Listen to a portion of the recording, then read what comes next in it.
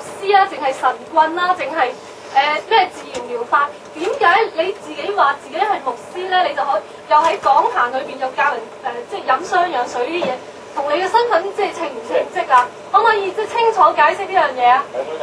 我相信呢個係一個角色嘅問題啦。因為如果你而家問到呢一點咧，就係其實喺聖經裏邊話俾我哋聽一樣嘢，就係保羅佢喺咁你講埋邊幾章邊幾節？使徒行傳第20章第20節，保羅講話：如果對你有益嘅，冇一樣嘢唔講嘅。咁事實上喺提摩太後書裏邊咧，佢甚至教提摩太喺佢話你胃口屢次不清，你因你胃口不清屢次患病，再不要照常喝水，可以稍微用點酒。你會睇到一個傳道人咧，佢講咧係講事實，而唔係在乎我講嘅時候我有冇權威或者係呢一啲嘢，因為事實係最緊要嘅。咁我就覺得佢哋一早咧就已經係定性咗，就係話呢樣嘢係唔好噶啦，所以咧佢就一定要揾到啱佢哋嘅即係嘅證據啦。譬如我覺得當日有咁多嘅教友一個出嚟講佢自己嘅見證，佢點樣醫好咗？點解傳媒唔報導呢啲嘢咧？係嘛？咁嗰日開記者會嘅主辦當局即係教會啦，發咗咁多對於雙氧水咁積極嘅證據，咁點解一啲都冇報導咧？咁樣咁反為咧就特別係有一啲電視節目，後來我睇到啦，係用好煽情嘅方式嚟到去報導相反嘅嘢，咁我覺得就係非常之唔公平，好唔公義嘅呢件事。曾經有一次喺我嘅講座裏邊，有啲嘅新聞從業員喺當中出現，嗰個係一個為期1週嘅研習會。到咗最後一日，佢哋企起身話：你哋唔知道呢件事，我哋係報章嘅作家同埋記者，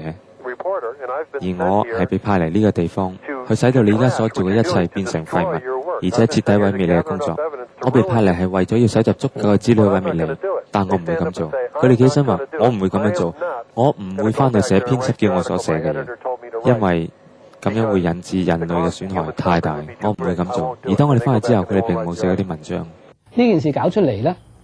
可以講係一個教會嘅不幸嚇，即係會引起咁大嘅風波，加上咁嘅傳媒嘅氣候，加上咁樣嘅主流教會嘅氣候。咁但係我又覺得長遠嚟講呢件係好事嚟嘅。我相信好多明白內情嘅朋友，關心香港文化發展嘅朋友，都會覺得呢件係好事嚟嘅。而家即係過咗幾個禮拜，諗翻轉頭咧，我覺得好慶幸呢件事發生咗。雖然可能有啲人犧牲咗，有啲人嘅聲譽掃地嚇，俾傳媒抹黑到咁樣，但係我相信香港以後嘅文化再唔係一樣。大家開始反省好多好徹底嘅問題。咁呢件事即係作為一個催化劑，令到我哋本地嘅醫療文化、傳媒文化，甚至係基督教嘅教會政治嘅文化，都會有一個好大嘅反省。呢一個革命咧已經開始咗。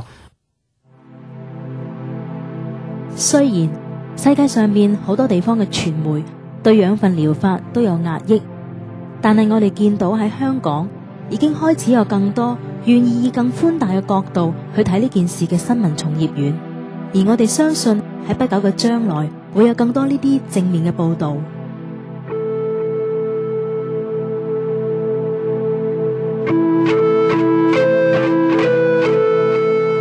神造嘅生命係美好，係俾人享受嘅。神唔係做一個生命出嚟讓人受摧殘，因為而家有呢啲惡勢力去摧殘人嘅時候，所以神賜下教會去做呢啲嘅工作。因為生命係美好，